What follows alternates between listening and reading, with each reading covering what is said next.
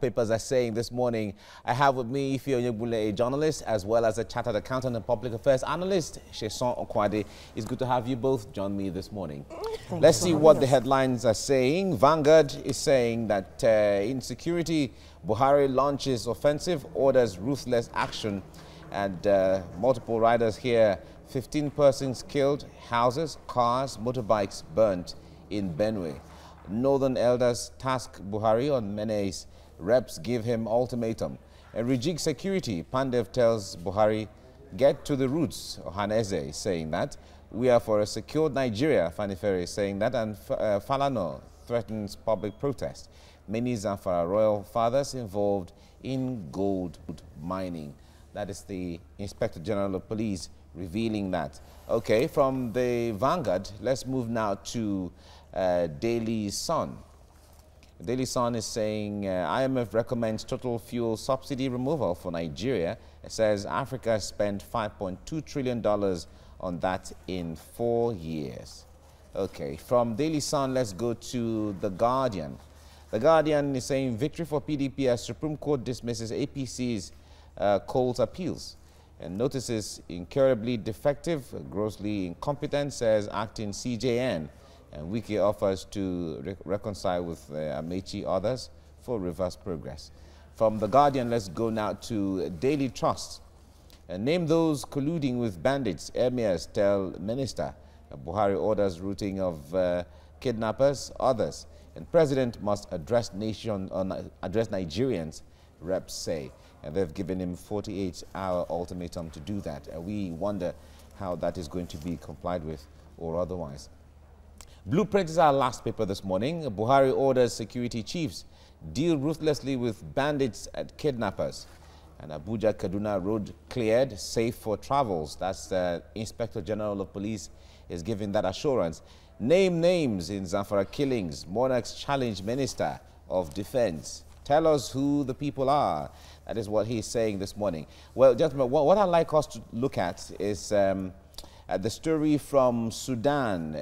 It's a development from yesterday that the whole of Africa is looking to see how things are going to change. And the military has addressed the people. The all-important announcement was made 3 months state of emergency and then 2-year transition.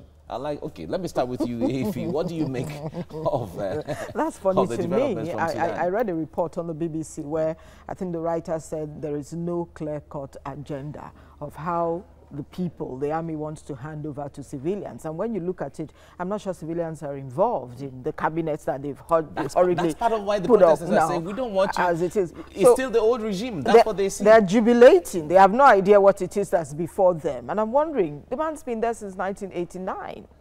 That's a long time. I'm sure a child who was born that year has not known any other thing, you know. Yeah. But for me, I think they shouldn't celebrate yet. It's not yet to huru until they find out exactly where it is that the army is going. Okay. All right. Let's look at this security issue. The Inspector General of Police. Let me come to you, Sheson.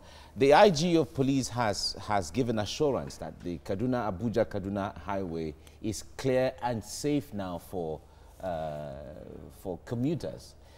Talk to us about, because just about 3-4 days ago there were kidnapping. In fact, last week there were kidnappings on that road, and then all of a sudden it is now clear. Talk to us about the magic that the police has done. You see, in Nigeria, we are very reactive to issues. We react when things have happened.